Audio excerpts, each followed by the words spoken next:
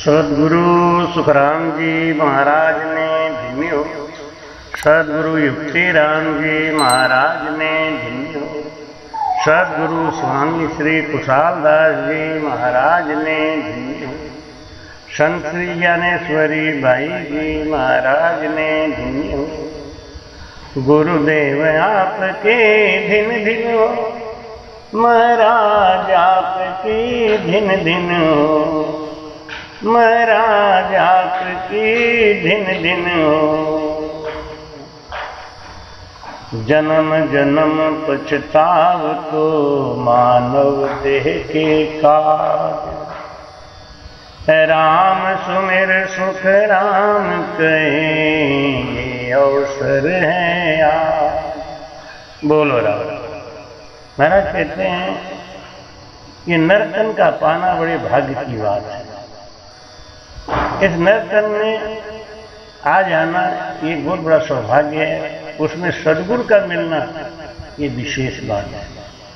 और भजन से प्रेम करके भजन में लगना ये कोई बिरला जीव का काम है, जिसके पिछले जन्म का प्रारब्ध होता है। जैसे फूली बाई को सदगुरु ज्ञानी जी महाराज का साथ मिलते ही उनको तुरंत ज्ञान हो गया। ये प्रताप फूली बाई जी के पिछले जन्म का था। मीराबाई जी के पिछले जन्म का प्रताप था, जो इस जन्म में उनको इतनी बड़ी भक्ति मिली। बिना पिछले जन्म के प्रताप के हम भक्ति से लग नहीं पाते, और लगते हैं तो वो भक्ति चल नहीं पाती। संत का प्रेम, सत्संग का प्रेम, भजन का प्रेम ये पिछले संस्कार से ही होता है। महाराज सूरातन के अंग में बताते हैं कि आगली पाचली सर्व लेखे चढ़े, मुख का हरफ सो मांड लेवे, हल होशियार होए बेग नर ध्याय रे, अगम का सुख तोय राम देवे, राम रिजाविया सर्व नर रिधिया, भूप में फौज सब शहर आया, जगत जंजाल सो लाग मत बिसरे, नाम साहिर ते हर पाया, आन बो पार सो छोड़ दे टांगरो, साहपद सेठ सो कहे लोई, दासु राम घर काव होए, नाम में जन्म मरण जो मिटे धोई। बोलो राम। महाराज कहते हैं आगली पाछली सर्व लेखे चलो। पिछले जन्मों में जो भी कर्म किए हैं वो सब हमारे लेखे में आ गए, और वर्तमान में जो हम कर रहे हैं वो भी सब लिखा जा रहा है। इसलिए कार्य करते समय सावधानी रखो और सच्ची कमाई करो, खरी कमाई करो, सिमरन करो। अगर सिमरन करोगे तो आनंद पद का सुख परमात्मा जरूर देगा। कि तुलसी तनिक न छाड़िए लेन हरि को नाम, मनुष्य मजूरी देते हैं तो क्यों रखेंगे राम। किसी आदमी की मजूरी करो तो वो भी पैसा देता है, मेहनताना जिसको बोलते हैं वो देता है। और जब हम राम जी की मजूरी करेंगे तो राम जी हमको मेहनताना नहीं देंगे क्या? भाई कि अगम का सुख तो राम दे दे, आनंद पद का सुख परमात्मा जरूर देंगे।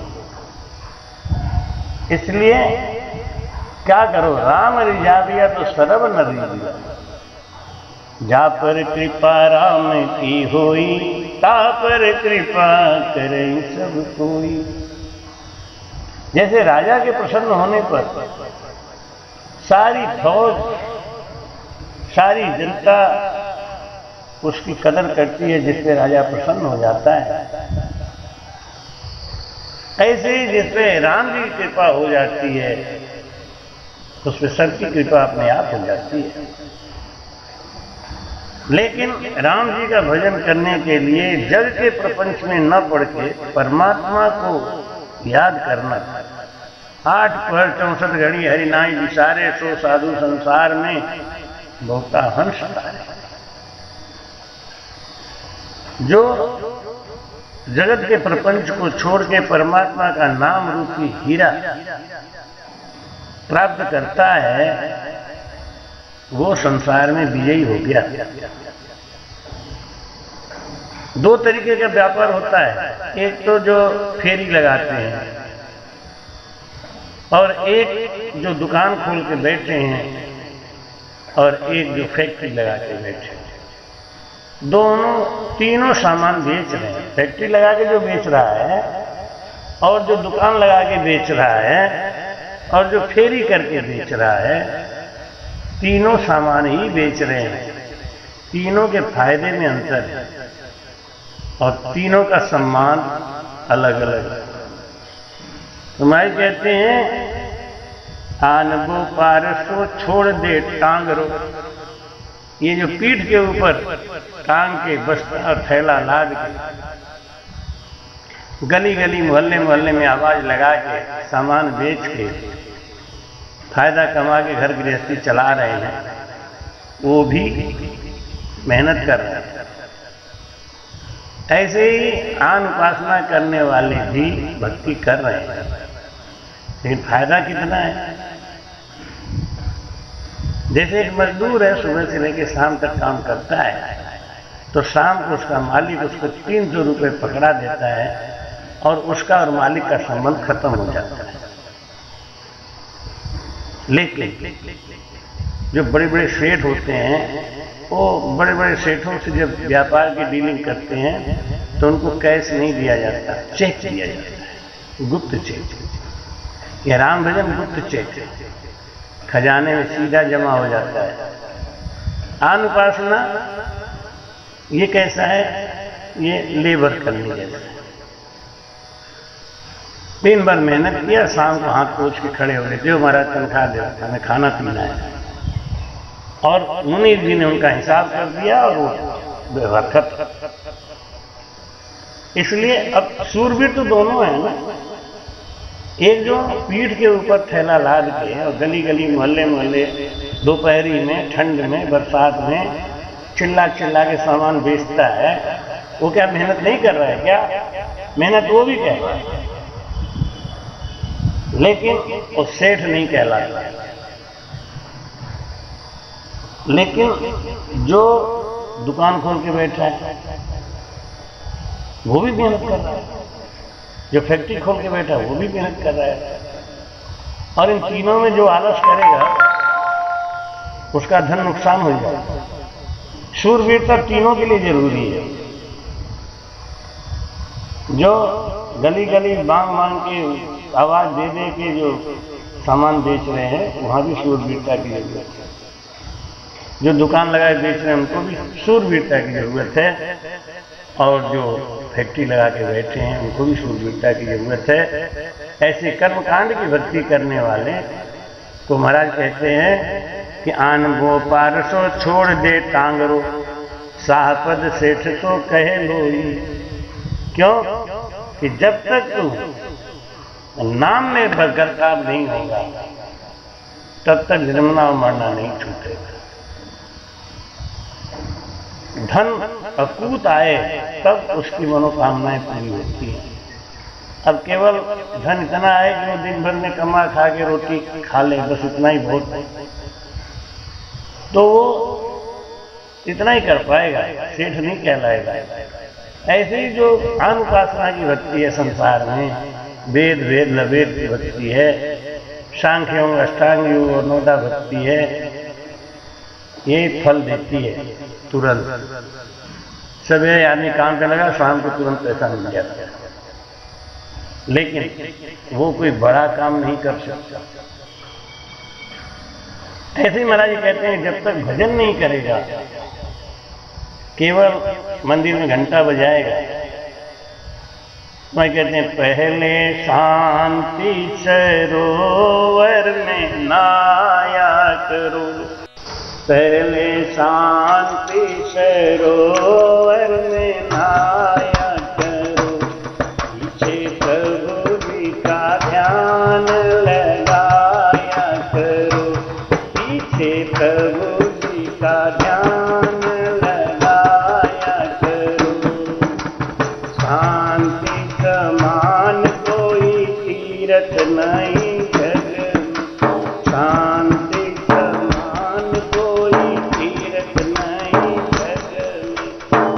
चाहे दिन भर डुबकी लगाया करो, चाहे दिन भर डुबकी लगाया करो।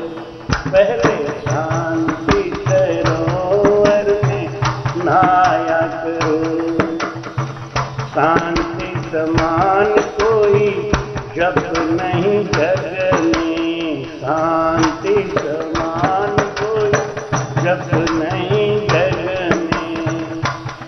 चाहे दिन भर माला घुमाया करो, पहले शांति समान कोई पूजा नहीं जग में, शांति समान कोई पूजा नहीं जग में। चाहे दिन भर घंटी बजाया करो, चाहे दिन भर घंटी बजाया करो। पहले शांति सरोवर में नहाया करो, पीछे प्रभु जी का ध्यान लगाया करो। शांति समान कोई तप नहीं जग में, शांति समान कोई तप नहीं जग में। चाहे दिन भर तन को तपाया करो, चाहे दिन भर तन को तपाया करो। पहले शांति सरोवर में नहाया करो, पीछे प्रभु जी का ध्यान लगाया करो।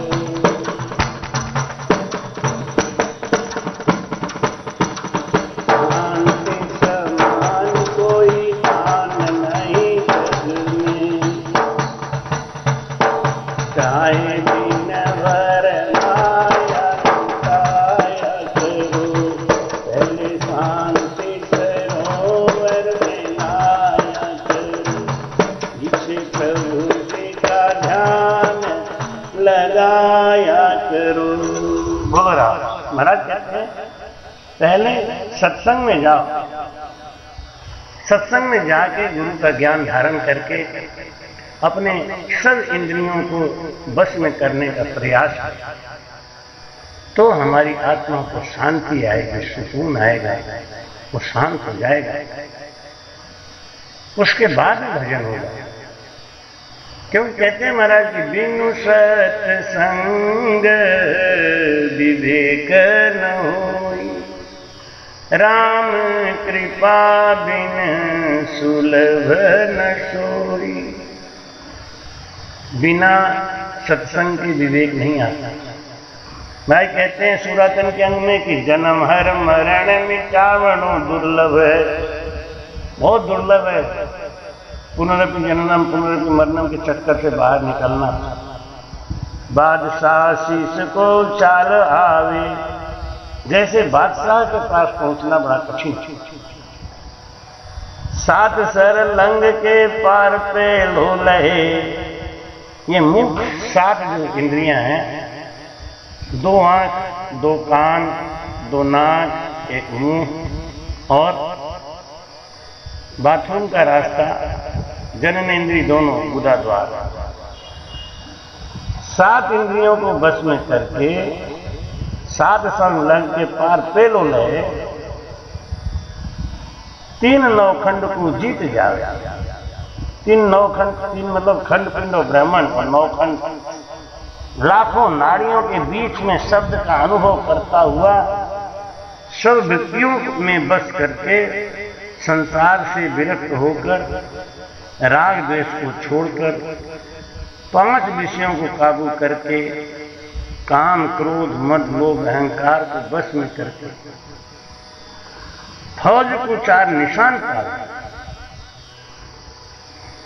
भाई कहते हैं कि बागबन माए जहां जाए डेरा करे, पांच को घेर घर माए बाड़े, लाए की लपट तो झपट माने नहीं, ब्रह्म में चित्त चमकार जावे।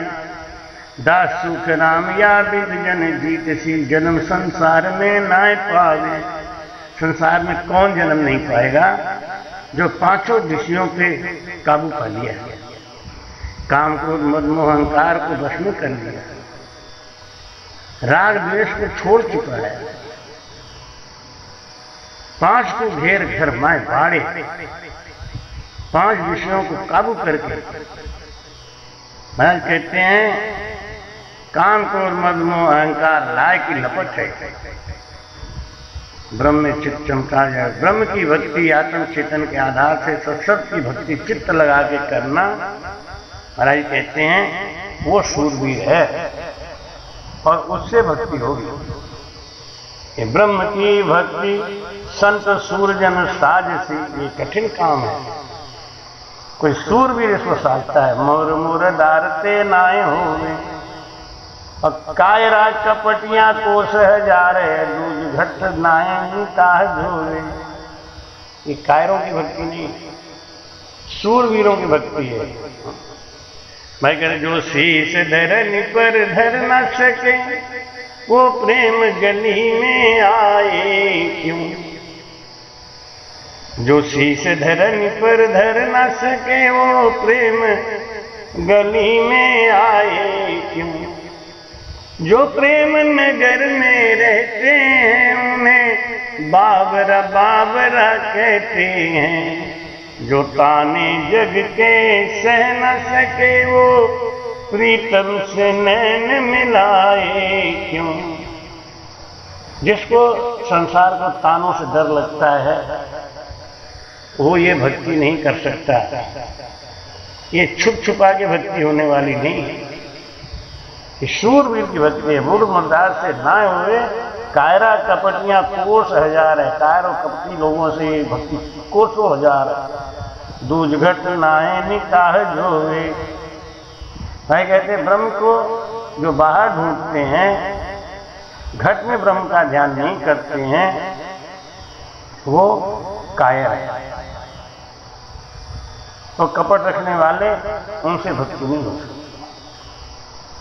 करत स्नान सिर पांव सबके सरिया और सुरंग पर जीर्ण घर आस मेले।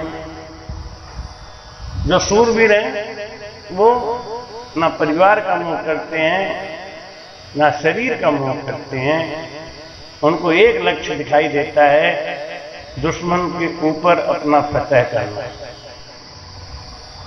वो जब घोड़े पे सवारी करते हैं, लड़ाई का जब वस्त्र धारण करने के बाद, तो वो शूरवीर सेना में जूझता हुआ अपने गंतव्य को, अपने लक्ष्य को प्राप्त करता है। आगली पाछली एक व्यापे नहीं, वो कोई विचार नहीं करते क्या होगा कैसे होगा। और सूरजन फौज में भाग खेले, वो तो बस दुश्मनों से जाके लड़ने में बात अपनी सोचते हैं। मगर जन सा सूर न कोई हो, तीन लोक फिर जोई वो साधो। तीन लोक फिर जोई वो साधो, जनता सूर न कोई हो, जनता सूर न कोई हो। तीन लोक फिर जोई वो साधो, जनता सूर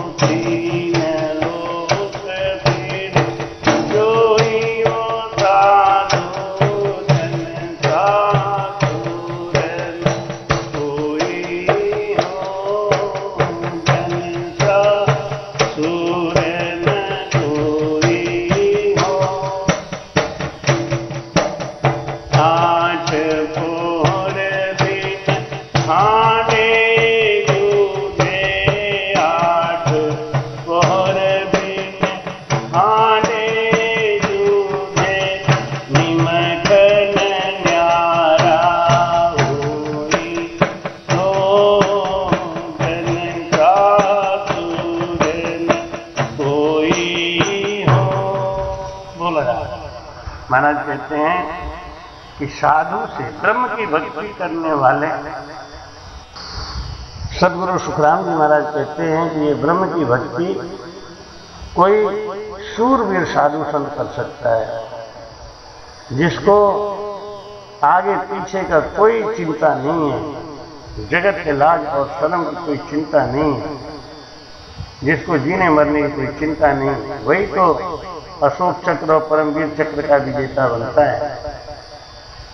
महाराज समझाते हैं, सदगुरु सुखराम जी महाराज कहते हैं कि ब्रह्म की भक्ति संत सूरजन साजिशी मुर मुर डारते नाय हो, कायरा कपटिया कोष हजार है, दूज घट नाय निकाह जोवे, करत स्नान सिर पांव सबके सरिया, कुरंग पर दिन घर आस मेले, आगली पाछली एक व्यापी नहीं, सूरजन फौज में पाग खेले, मरण की आस नहीं जीवनों दुग में, श्याम के काज सो शीश देवे, दास सुख राम सो संत जन सूरवा, ब्रह्म का सुख बेहद लेवे। बोलो राम। महाराज कहते हैं कि ऐसा शूरवीर ही उस आनंद पद का सुख ले सकता है जिसको इस तन का कोई होश नहीं है, इस जगत का कोई होश नहीं है, वो अपने प्रेम में गरकाब हो गया है। कैसा है स्वभाव उसका? हमारे तन अरुमन संत सूरजन सूपसी, आस बेआस जुग नाय राखे, अपने तन और मन को संतों के सेवा में अर्पण करके इस जगत की झूठी आशा से वो ऊपर निकल गया हो, वो शूरवीर होए न चेतन निशंक निरपक्ष रे, वो निश्चिंत होता है, निशंक होता है और निष्पक्ष होता है। बैण बतलाए बतलाए भाखे, अपने पक्ष को रखने में, अपने ज्ञान की बात करने में वो शूरवीर है। खड़ग जन बावता मुख जन भलहले, दिन अवतार जग आस मेरा। भाई कहते हैं अपने जीवन को धन्य समझता है। जो मनुष्य जन्म की इच्छा अनेक जन्मों से करते थे वो आज मिट गया। अब सब कर्मों का नाश करना, ये कर्मों का शीश काटना है। जीवता दिन सो मानो आवियो, कर्म सुन काटता शीश तेरा। कोई कर्म करता है उसमें उसकी शक्ति रही नहीं। श्याम को नून सो आज उजाल सो जोता, बाट फूल नीत आई, दासुख राम गडीर दे फौज में, बावनता होए तो होए आई। परमात्मा का नमक खाने वाला ये जीव जब परमात्मा से प्रेम करता है तो उनका नमक हलाली कर देता है। लेकिन परमात्मा का हवा, परमात्मा का पानी, परमात्मा का अन्न जल ग्रहण करके और जो परमात्मा की भक्ति नहीं करता वो लूण हरामी कर देता है। ये मनुष्य तन बहुत इंतजार के बाद अब मिला है। जो रात दिन भजन में लगा हुआ है, फौज में गदीर देना उसे कहते हैं। जो उससे होना होता है वो हो ही जाता है। भाई कहते हैं कि वो हर काम में परमात्मा की इच्छा को स्वीकार करके और अपने लक्ष्य पे लगा रहता है। जीत जुग माय सो साब तो नीसरे, मौज कर तार सो तो देवे, भगत जो मुक्त काटल स्थान है, आपका आप में मेल लेवे। स्वर्ग पाताल भूलोक में संत को नाम विस्तार, हर जोश राखे, दीप नवखंड नार नरमा, कुछ जीव ले जस भाखे। आपका सुख ले सर्व आगे धरे, सूर पे श्याम जो हाथ जोड़े, दास सुख राम सुन सूर की बात रे, लाख दल फौज को एक मोड़े। जो बिल्कुल पक्का होके परमात्मा के ज्ञान से लगा है, भक्ति से लगा है, वो काम क्रोध लोभ मोह अहंकार रूपी दुई वृत्तियों को के फौज को मोड़ देता है। भाई कहते हैं परमात्मा की किस पे मेहर होती है? जो दिन रात परमात्मा के लिए संसार में जूझ रहे, लाखों फौजों को एक शूरवीर कैसे जीत लेता है? जब वो दृढ़ संकल्प हो जाता है कि अब हानि लाभ कुछ नहीं गिनना है, हमको परमात्मा की केवल भक्ति करनी है, उनका सुमिरन करना है।